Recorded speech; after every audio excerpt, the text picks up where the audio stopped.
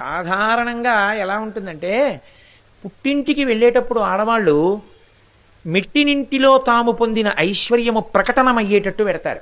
ఎందుచేత అంటే తల్లికి తండ్రికి ఎప్పుడూ ఏ ప్రశ్న వేస్తారంటే, అమ్మ నువ్వు సంతోషంగా ఉన్నావా నాన్న అక్కడ అంటారు. ఎందుకంటే ప్రేమ కదా, ఆ ప్రేమ చేత కడుపున పుట్టిన బిడ్డ కాబట్టి అమ్మ నీకేం ఇబ్బంది లేదు కదా నాన్న అంటారు.